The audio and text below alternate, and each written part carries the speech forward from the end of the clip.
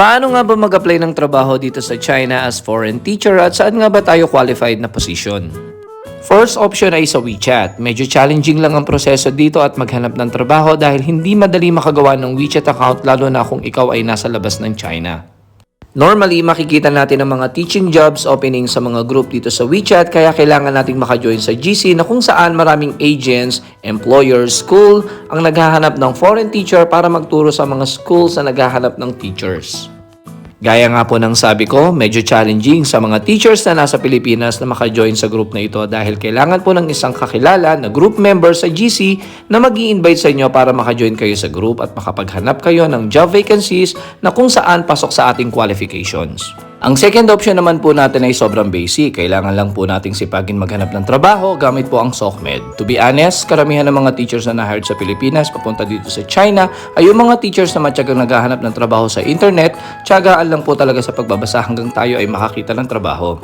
Mag-search po tayo sa Google ng mga job openings para sa mga teachers na gusto makapagtrabaho at makapagturo dito sa China. Ito po yung mga ilang job website na kung saan pwede tayo mag-apply ng trabaho at mag-submit ng ating resume o CV at talaga namang maraming teachers po ang nakakuha ng trabaho dito. LinkedIn, China Teach Jobs, Teachaway, Jobs eChina Series at iba pa. I would suggest to make your CV stand out. Umpisahan po natin with summary of your skills that required for the teaching position, show your previous jobs insight, madalas po tinitignan nila dito yung work experiences natin. Emphasize your experience at yung school na inyo napagturuan and your teaching position as well. Mas maganda po sana kung mas madali intindihan ng ating CV dahil Chinese po ang mag-a-assess ng inyong resume if you are eligible to the position. Then next, work for your introduction video. Start by introducing yourself. Get into the details, highlight your experience as a teacher, and your skills to the position that you are applying for. Kadalasan nagbe-base po si employer sa ating accent. Pino-forward po ni agent ang ating introduction video sa mga schools na naghahanap ng teachers.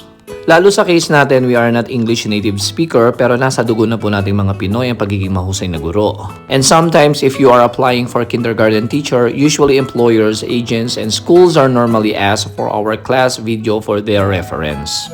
Based on my collective information at sa aking nababasa sa mga groups, if you are applying for English teaching position, medyo challenging na daw po makakuha ng work permit for us lalo sa higher level than kindergarten school. But in my case, I'm not EduCrad at wala din po akong teaching units, no masters, no PhD pero pasok pa rin po yung qualification ko as teaching staff sa kindergarten school. Gaya nga po ng sabi ko sa naunang vlog ko, every province or city here in China has its own policy. Kaya may mga pagkakataon na pwede tayo sa ibang city pero di naman tayo qualified na magturo sa ibang city based on their qualifications sa mga English teacher lalo na kung tier city.